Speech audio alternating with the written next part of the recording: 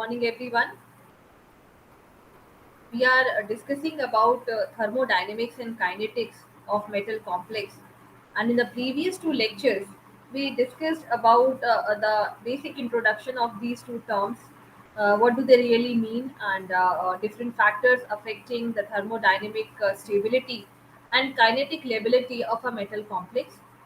Then we saw so many methods which we can use to find out the composition of a metal complex, to find out the stability, the stepwise stability, as well as the overall stability constant of a metal complex. At the end of the previous lecture, we discussed about the basic potential energy changes which takes place during the metal complex formation. Now, in the today's lecture, we will discuss about the methods for detection of metal complex formation. Once you mix the solution of the metal salt, and the solution of the ligand, now how can you say that the metal complex has been formed? How can you be sure that the complex formation has been initiated in this case? So we have so many methods with the help of which we can detect the complex formation.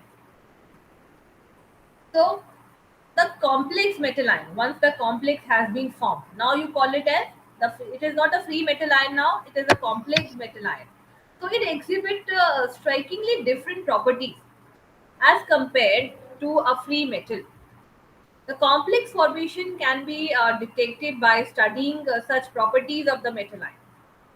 So because there is an overall change in the properties of the metal ion once the complex has been formed, now what happens, you can study the complex formation in this case. In addition to this, any property of a system which is expected to vary with the change in the concentration of one of the species involved in the formation of complex.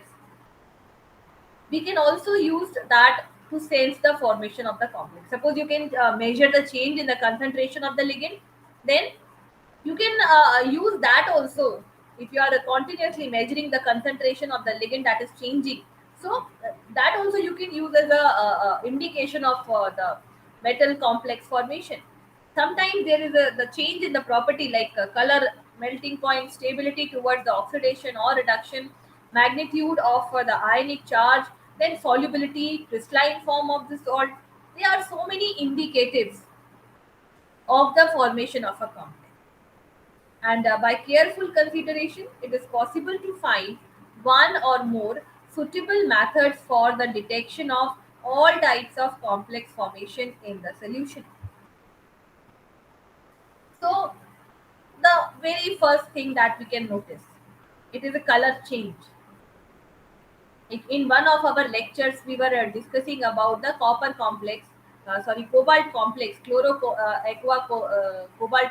in which you can notice the continuous change from a dark green color to deep blue color and then the violet color. So this color change is actually indicative of the complex formation. Now, for example, is when you add ammonia to copper dye positive ion, you get a deep blue colored solution, and that is due to the formation of this complex tetra ammonia copper second. Then a complex ion is formed here, so a color change is indicative of that. And you can now understand that a new species has been generated because that deep blue color was earlier absent. So it is indicating some chemical transformation in the reaction. Then we have a solubility method. So in certain cases, formation of a complex increases the solubility of a sparingly soluble salt. For example, the potassium cyanide, when it is added to a solution of a sparingly soluble silver cyanide is not that soluble in the water, it is sparingly soluble. And when you add potassium cyanide solution to it, suddenly what happens, the solubility of the silver cyanide increases. And you can attribute this change, you can attribute this increase in the solubility due to the complex formation. So you have AgCN plus KCN. where KAgCN2, this type of complex is formed, and then further you see the ionization of the complex, so it becomes K plus AgCN2 minus. So you get it here, like the complex has been formed, and now the new ion that has been generated, the complex ion, it does not have any property of the metal ion. So the change in the color and change in color and change in the solubility, these are the two important factors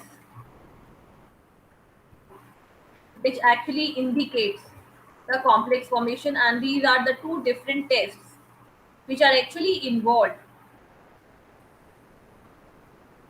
during the identification, different identification test, confirmatory test for ions. We are using such type of methods. Similar change in the solubility. It is also observed when ammonia is added to a solution of sparingly soluble silver chloride. We know that silver chloride is having very little solubility, and when you add the ammonia to it, it gives the formation of the complex that is AgNH3 twice Cl. So this type of complex is formed which ionizes as the complex cation and chloride ion, causes an apparent change in the solubility of the silver chloride.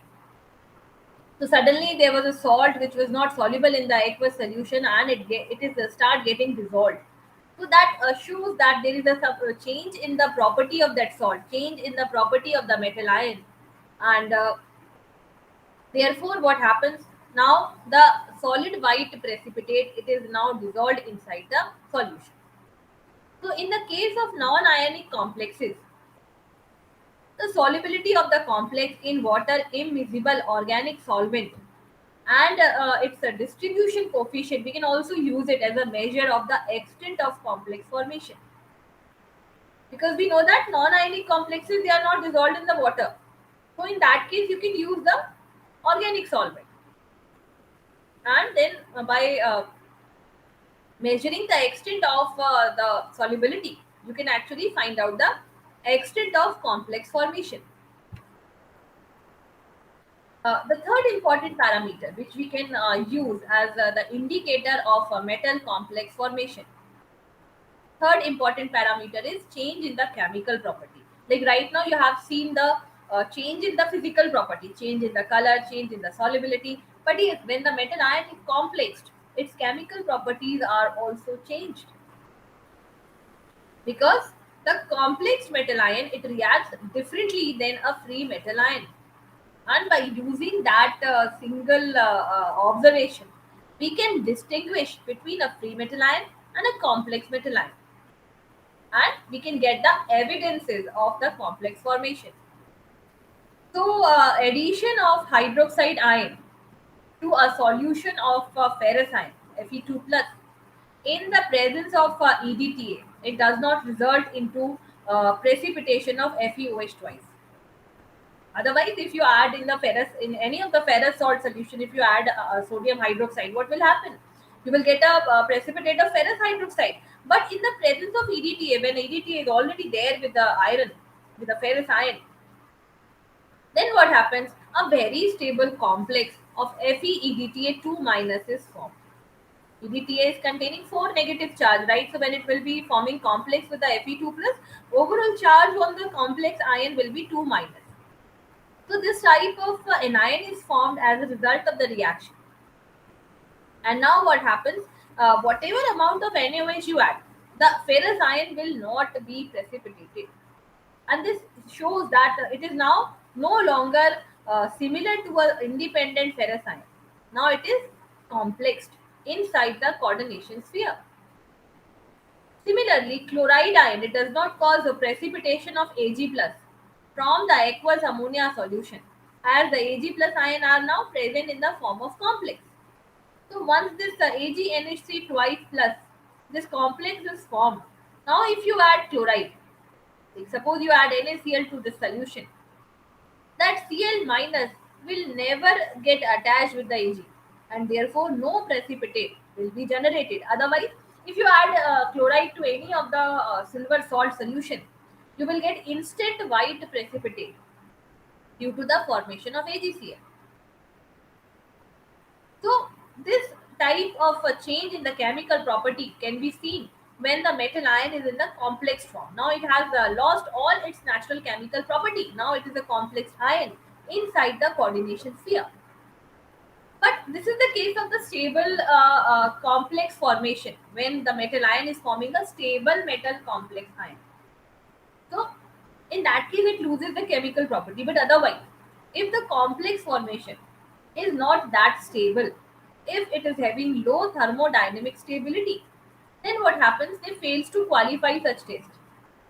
Why? Because now an equal amount of the free metal ion and the complex metal ion they exist due to the low thermodynamic stability. And because you have a free metal ion already there in the solution, they will give all the test of the normal independent metal ion. So they will have the same chemical properties because still you have some free metal ion in the solution. So there is this is due to the appreciable concentration of free metal ion in the solution. The complexes between ammonia and calcium dipositive, zinc dipositive, aluminium tripositive, they all give the usual precipitation reactions of the free metal ion. So when you add ammonia to them, yes, the complex formation will be there, but it is having very low thermodynamic stability. So there will be an equilibrium between the dissociated and undissociated form of the complex. And in the dissociated form, in which the metal ion is there in the free state, it will give all the usual precipitation reaction. Like if you add the sulfate to it, if you add if you add any precipitating agent to the solution of any of the ions, you will get instant precipitation. Then fourth indicator which we can use for the to get an indication of the metal complex formation, it is the pH method. Most of the complex formation reaction, they involve loss of one or more protons from the ligand.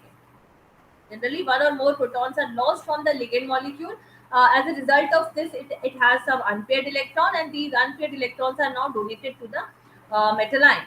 So generally, they involve the loss of the proton, and whenever the proton is there, you can actually use the pH methods.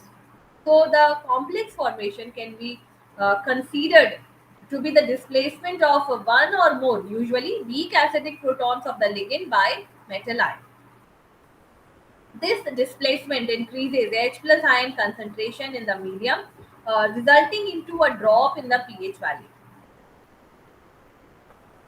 So what happens when the displacement of the weak acidic proton is taking place in the ligand, and in place of that proton, the metal ion is actually substituting the proton.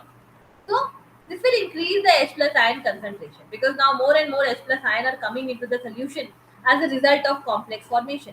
And whenever the H plus ion concentration increases, you can easily say that yes, the H plus ion concentration is actually changing the pH of the solution, and due to the high concentration of H plus ion, pH will drop. And once you start measuring the pH for such solutions, this will be the indication of extent of complex formation. So this was the pH method which we can use to indicate the formation of metal complex. Then next indicator could be the freezing point method, and the property that depend upon the number of particles present in the solution, but it is independent of their nature. They are called the colligative property. So we all are aware of the colligative properties, and they are independent of whatever the molecular mass of the species, whatever be the charge of the species. That is not our concern. We are only counting what are the number of species in the solution. So what happens when the metal and the ligand they are reacting? You can see an overall change in the total number of the particles. Like suppose if one copper dye positive ion is reacting with 4 ammonia, then in that case one complex ion will be generated. So there will be an overall decrease in the total number of particles, and therefore you will see what? You can see change in the colligative property. So this freezing point is also what? It is a colligative property, and depression of the freezing point is a colligative property. Since the complex formation is a process in which number of particle decrease, so what happens now? You will see depression in the freezing point upon the complexation.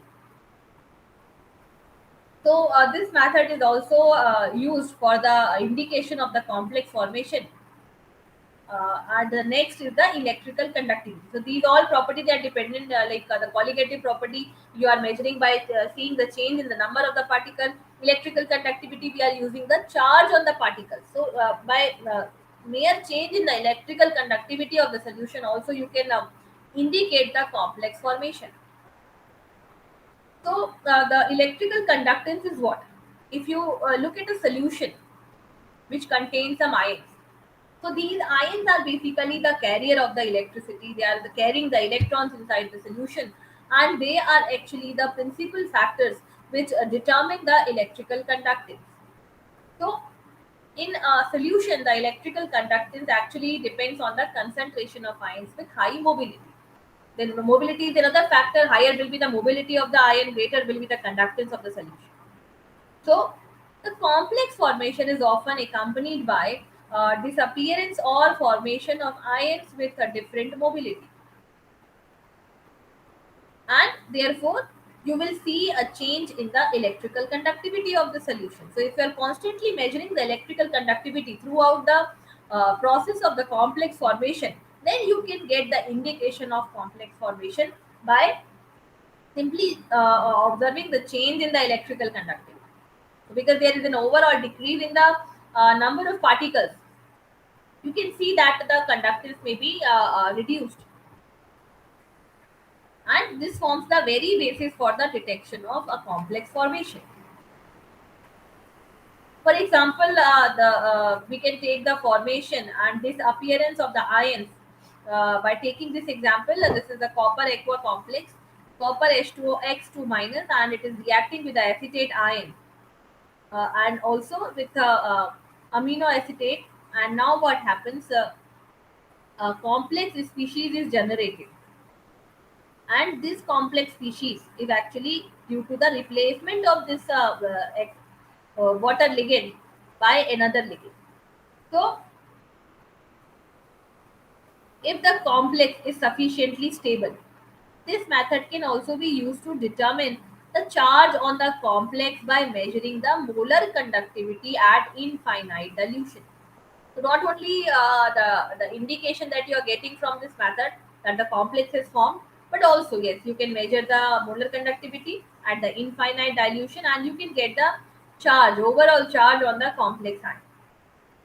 Sometimes it is also possible to determine the structure of the complex provided number of ions and their charges are known. So this method has various applications. The next method that we can use for the same thing is ion exchange adsorption. And ion exchange adsorption is what? When you are using some ion exchanger resin and it is selectively absorbing ions with it. So the method is very useful in systems where the charge of the complex is different from that of the metal ion. So suppose the metal ion is containing di-positive charge and your complex is containing 4 negative charge.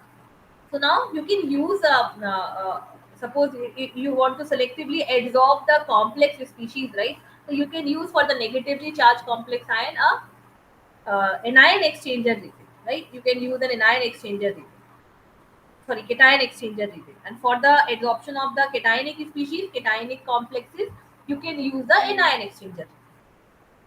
So because the both of them are having different charge. One is having the metal, free metal ion is having the positive charge, and complex ion is having a negative charge. Or this is the case. So what happens? Suppose in anionic exchange resin, it cannot absorb the zinc di-positive ion from the aqueous solution without the presence of large excess of hydrochloric acid. So in the presence of hydrochloric acid, zinc is in the form of negative ion. Zinc Cl4 2 negative. So now this anion will be exchanged with the anionic exchange resin, and due to this what happens, the zinc di-positive ion, they will be left behind in the solution, and your complex ion of the zinc which is no longer containing the same charge. It will be selectively absorbed from the solution by using the anionic exchange rate. So comparison of the concentrations of zinc in the zinc and aqueous phase, it gives an insight into the extent of complex formation. The next method is dipole moment, and yes, dipole moment is also changed once the metal complex is formed. So, what is the dipole moment? First of all, a dipole is a single species when you have two charges separated from a distance. You call it a dipole. And when you multiply the amount of charge with the distance between the two charges, you get a dipole moment. So, what happens when you have a covalent bond? A bond between the two different atoms. When you have a covalent bond, a purely covalent bond, then there is a no charge separation, because the ideal condition for a covalent bond formation is the shared electron pair. It is actually shared by both the nucleus to an equal extent. So you just deny that a purely covalent bond, it does not have any polar characteristics. But in reality, what happens? One of the atoms, one of the nucleus that is involved in the covalent bond, it contains it has a more electronegativity. Suppose if we talk about the H2 molecules, so both the hydrogens, they are having the same electronegativity. So the shared electron pair between the H and H bond, they will be exactly between the two molecules. But when you have HCl molecule, so this chlorine is containing very high electronegativity. And what happens when the covalent bond formation takes place between HCl, the electron pair, shared electron pair of that bond, they will be more towards the chlorine atom. And as a result of this, what happened? You will see the charge separation in the covalent bond, and we call it polar covalent bond. So whenever we have a polar covalent bond, what happens in that case? There will be a separation of charge, and whenever you have a separation of charge, you have a positive charge, you have a negative charge, and a distance between them. In that case, it is a dipole, and you will get some dipole moment. So, depending on the electronegativity of the bonded atom, the bonded electron pair, it shifts towards one of the atom, and a vector showing the magnitude and the direction of the shifting of this electron pair, you call it a bond moment. So in the polyatomic molecule, what happens? Like we have discussed the case of a diatomic molecule, but our complex, they are polyatomic molecules. So each bond, in a similar manner, each bond has an individual bond moment. And the dipole moment of a molecule is what? It is the vectorial addition of all such bond moments. So this is how we get the dipole moment of a particular molecule, and you represent it by mu. So in all the cases where all the individual bond moments are zero, like for the homoatomic molecules, all the bond moments will be zero, so resultant dipole moment will also be zero. But when you have other categories of molecule which are not homoatomic, it is not possible that all the atoms are similar in a molecule. So actually, they all have a resultant dipole moment because of the equal and opposite values of individual bond moments. The molecule show a zero net dipole moment, and is applied to the coordination compound. A dipole measurement, it can be of the value in distinguishing between the isomers of a compound, particularly between cis and trans isomers. So what happens in the cis isomer? You have the two similar groups on the same side of the molecule. So you cannot expect a dipole from that. You can expect a dipole from that because it can lead to the concentration of charge on one part of the molecule. But in the trans isomer, what happens? Because there is an equal distribution of the ions, the two similar groups, they are just opposite to each other. So you cannot see that the charge is concentrated on any particular place in the molecule. So generally, it has been seen that the trans isomer, they exhibit low or zero dipole moment because there is no particular concentration of the charge at only one part of the molecule. Then we can also perform the magnetic studies, and magnetic studies, they are very helpful to get an idea of the complex formation, because magnetic studies are basically about whether the behavior of the molecule is paramagnetic, diamagnetic, or ferromagnetic. So generally we are concerned about the unpaired electrons. And you know that a free metal ion, it has a different number of unpaired electrons as compared to a complex metal ion. Simply when the complex formation has taken place, an immediate effect will be the pairing of electron, or you can see there will be an overall change, overall shift of the magnetic behavior of the metal ion. So this is also very effective study, and the magnetic behavior where it reveals actually the number of unpaired electron in the complex.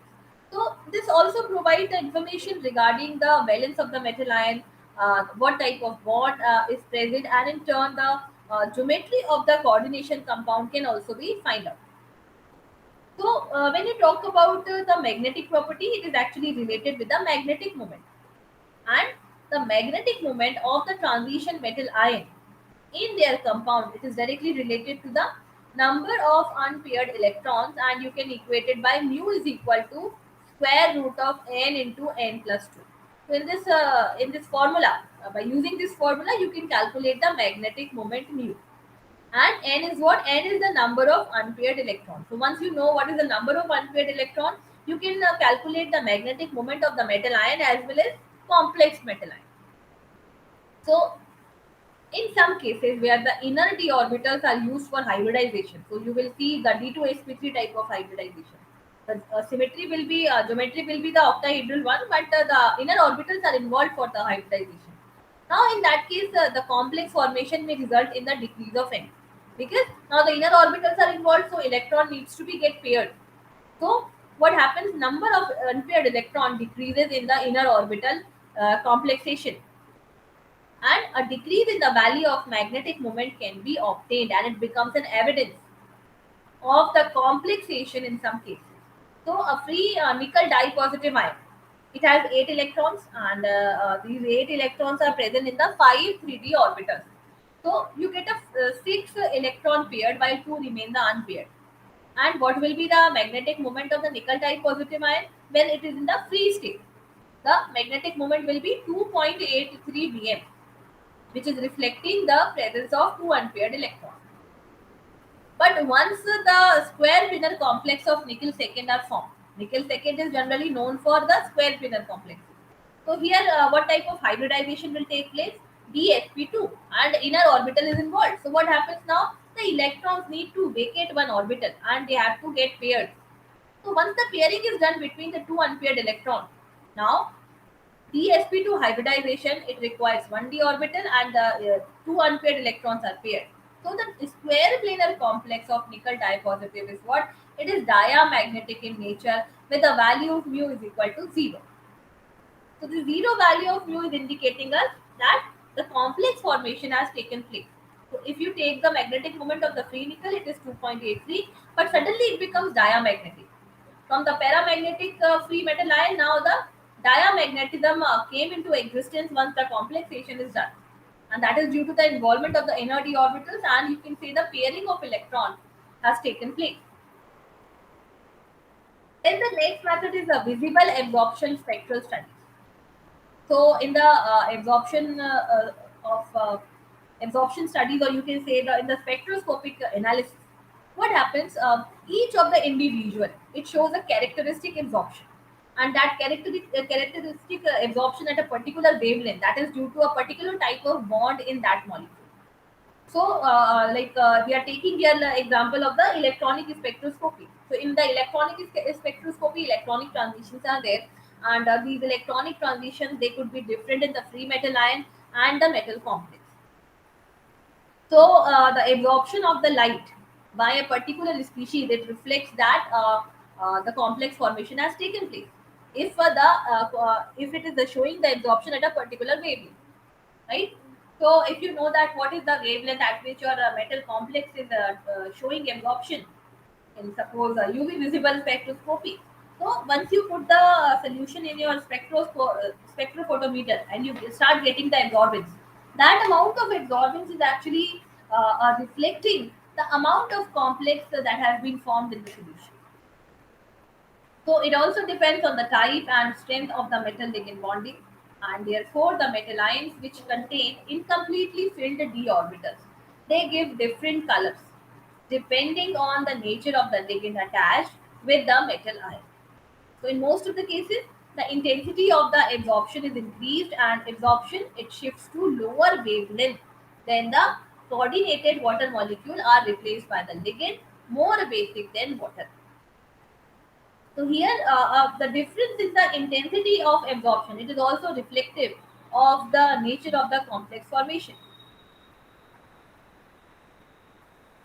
Then we can also use the NMR spectroscopy for the similar type of observations, and it is actually a technique which exploit the magnetic behavior of certain atomic nuclei, determine the physical and chemical properties of atoms, and in turn the molecules in which they are contained.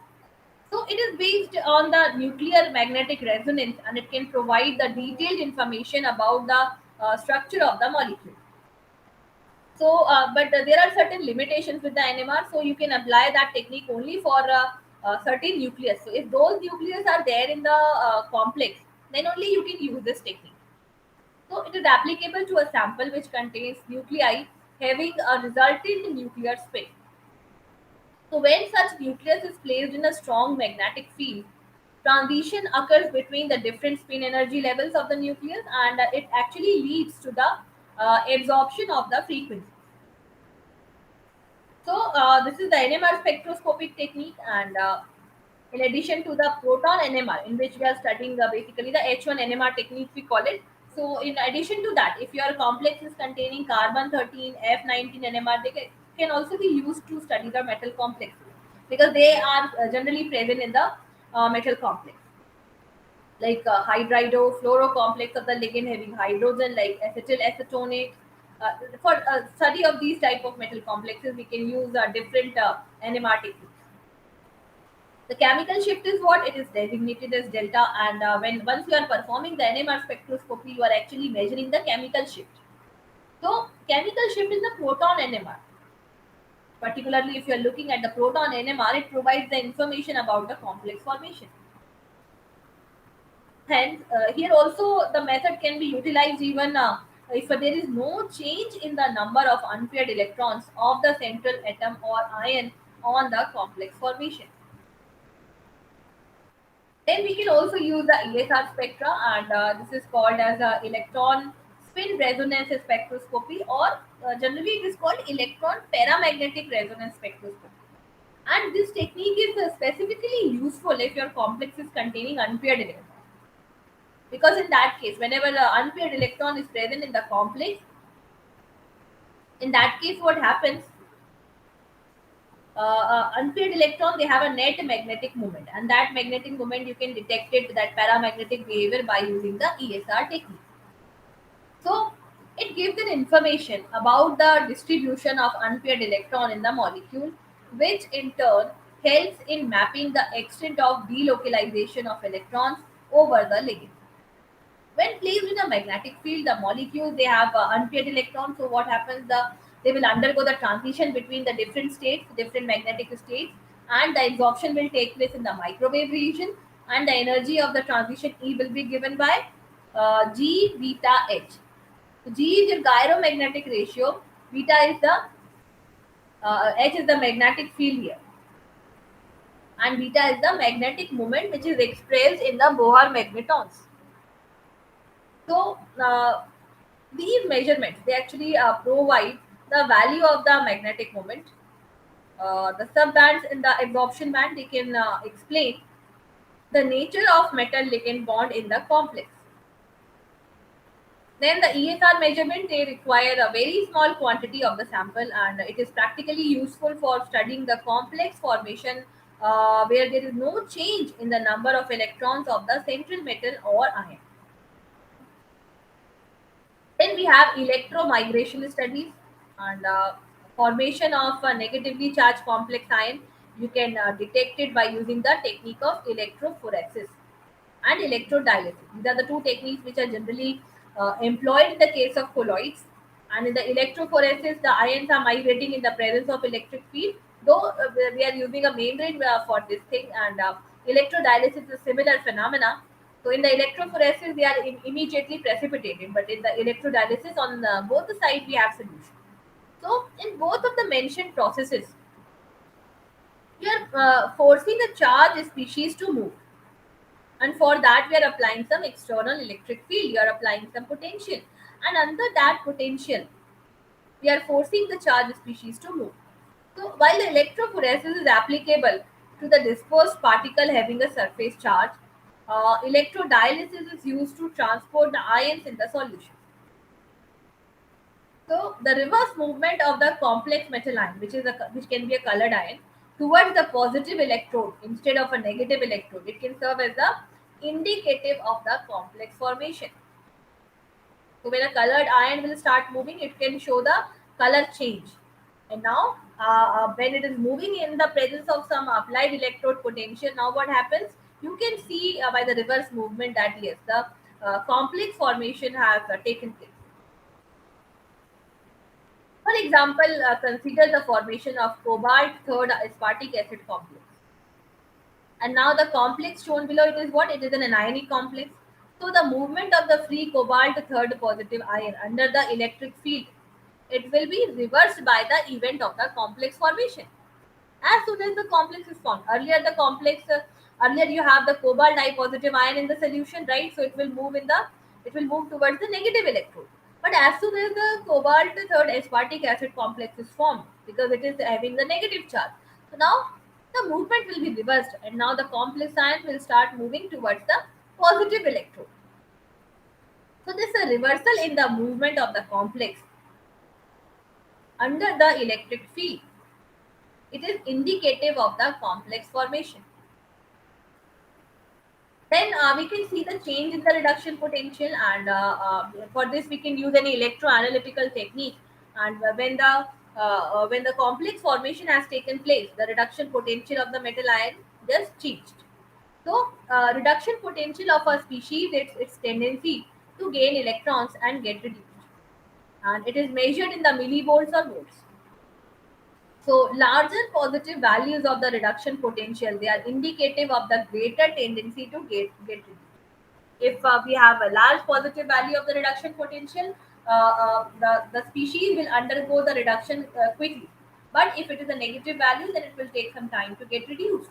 So we have seen earlier that the complex formation is actually accompanied by decrease in the ionic activity of the metal, because now what happens, the complex ion has been formed and metal ion has lost all its normal properties, which are actually the characteristic of the free state. So there is an overall decrease in the ionic activity of the metal, and therefore the reduction potential of the metal ion, it decreases upon complexation. So the standard reduction potential for a free cobalt tripositive ion is what? 1.853 volt. While once the complex formation has taken place, once the species is complexed, now you have CONH36 3 plus complex ion. And now in the complex condition, what happens? The standard reduction potential is decreased to zero point 0.1 volt. So you can measure this decrease in the standard reduction potential. And by that, we can measure that yes, we can get an indication, yes, the complex formation is it has taken place. Similarly, if you look at the free ferric ion, Fe3 plus ion, it has a standard reduction potential of 0.771 volt. But once the complex formation has taken place, FeCN63 minus, this complex ion has a value of 0.36 volt. So again, you can see that there is a reduction in the decrease in the standard reduction potential of the ion. So that change, that decrease upon the complexation, it is indicative of the a complex formation. So in general, a decrease in the reduction potential upon the complex formation, it has been observed, and this means that higher oxidation states of the metal ion, they become more stable after the complexation. And this change in the reduction potential, although it is not popular in the synthetic coordination chemistry, it can be made as a basis for the detection of complex formation, merely for the detection purpose. Then we can use the amperometric methods. And in the amperometry, what happens? We are measuring the current at a constant voltage applied at the dropping mercury electrode. So the The value of the electrode potential is chosen in such a way that only the metal ion is reduced. And in that case, you will see that constantly the current will decrease. Why? Because when all the metal ions are already reduced at that potential, so what happens? Only the metal complex ion will left. So this method is generally used for the determination of metal ion present in the aqueous solution. An aqueous solution of zinc dye positive, it can be titrated with the EDTA solution at an applied electrode potential of minus 1.4 volt. So when all the metal ions they have formed the uh, complex, in that case you will not observe any current. If you put the electrode potential at minus 1.4 volt, so plot of the volume of the ligand versus current in this case is shown here. So as you increase the volume of the ligand, you start adding the ligand to the metal ion solution. First, the current was high because when you have added 0 ml of the ligand to the metal ion solution, current was high. But once you have started adding the ligand, now the current will decrease. And once all the metal ions you have formed a complex with the ligand, now the current becomes stable. Decrease in the current with increase in the ligand concentration. So decrease in the free metal ion concentration and finally attains a constant minimum value. So this trend is also the curve. It is indicative of the complex formation, and this is the technique of amperometry, which we can use for getting the indication of complex formation. Then you get a V-shaped curve when the electrode potential is kept where both the metal ion and the ligand are reduced. So, an amperometric titration of lead dye positive with a standard dichromate solution at an electrode potential of minus 1 volt. This shows a graph with a V-shaped curve like this. And at this point, you can see that this is the point where both the metal and the ligand they are getting reduced. Then we can have EMF method for the detection of the complex formation, and here the electromotive force or the voltage, which is actually generated by a battery, it is applied to the solution. And when you use such type of EMF, it actually results into the flow of current. So it is measured in the volts, and the EMF of any system it depends upon the nature of the ion present in it. Due to the change in the type of ion, once the ion is changed, once the complex formation has taken place, now the free metal ion is changed, transformed into a complex ion. So you will see an appreciable change in the EMF of the system after the complex formation. Then we have a polarographic method. So amperometric and polarographic method they rely on the same principle. That is the diffusion current ID is proportional to the concentration. So when the electroactive material, which is actually our free metal ion, right? So it is removed from the solution. Why? Because you have added some ligand and there is complex formation. You will see a decrease in the diffused current. ID value will decrease because now the metal ion concentration is decreased. So when you plot a graph of current versus voltage, which is known as the polarogram, you can get this important information. The characteristic half-wave potential of a simple metal ion is shifted when the metal ion undergoes complex formation. And the information from the polarography can also be useful in determining the stability constant and coordination number of the complex. Then let us see what are the different mechanisms during the complex formation. So we can have SN1 mechanism and SN2 mechanism. So generally here the S indicates nucleophilic substitution nucleophilic. And one is what? One is the molecularity, or you can say the number of the different type of reactant molecule involved in the reaction. Involved in the rate determining step, that is the slowest step in the mechanism. So a nucleophilic substitution reaction, it involves the removal of one ligand and it is replaced by another stronger nucleophile, another ligand. So according to the mechanism, what happens in the first stage, in the first step? First, the removal of the leaving group takes place. The leaving ligand it leaves the coordination sphere, and therefore only one reactant ligand concentration is involved in the step, and you call it a dissociation mechanism. So this is a particular mechanism in which the coordination number is fixed earlier in the octahedral complex, and once the leaving group is leaving the metal complex in the first stage, it is the now having the coordination number of 5 in the first stage, and the leaving group has left the metal atom in the 5 coordinated intermediate. Now in the second stage, the entering group enters the coordination sphere, and again the coordination number has increased to 6. So this is a rapid step, and therefore a fast step is not determining the rate of the reaction. It will be the slow step that is responsible for the rate determination. So we will consider the earlier step as the rate determining step, where the molecularity is 1. So now you can say that order of the reaction is 1.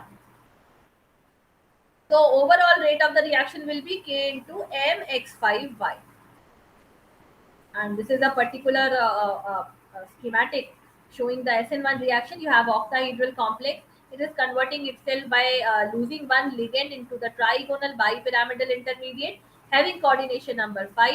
Now the attacking group, the entering group attacks it, and it is converting itself into the octahedral complex. Again the coordination number 6 is achieved. Then we have SN2 mechanism for this change, and this is actually having two numbers, so this indicates order 2. And in the rate determining step, we have two molecules involved. So in this type of mechanism, the leaving group and the attacking group, they are present in the transition state at the same time. Once the bond starts breaking between the leaving group and the substrate, at the same time there is bond formation with the entering group and the substrate. So in this type of a mechanism, the coordination number actually increases. So for an octahedral 6 coordination number ligand, in this SN2 mechanism, it is converting itself into a 7 coordinated species, and the 7 coordinated species will have a pentagonal bipyramidal structure. Now this is a slow step, so this will be the rate determining step, and here the two molecules are involved. Molecularity is 2, so this is about SN2 mechanism. Now in the second step, which is a fast step, now once the leaving group leaves the coordination sphere, and again the coordination number from is decreased from 7. It is 7 to 6. So this is a fast step. This is not determining the rate of the reaction. So what will be the overall order of the reaction? It will be 2, and the overall rate of the reaction is K into mx5yz. So the rate of the reaction here depends on both the substrate concentration and the ligand concentration. If you compare both the mechanisms, if you compare the rate of both the reactions, the rate depends only on the concentration of substrate, and the mechanism followed by a particular reaction is SN1. And if the rate depends on both the substrate and the attacking reagent, then the possible mechanism is SN2. So we can have these type of observations by different experiments, and then we can finally confirm with a particular type of mechanism. So all these methods that we studied today, they can also be used to identify if we have a SN1 or SN2 reaction mechanism taking place during the complex formation. So in this manner, we have completed this topic here, and these are the references. That is all from my side for today. In the coming lectures, we will discuss about the chemical reactions of different type of metal complexes. Thank you so much.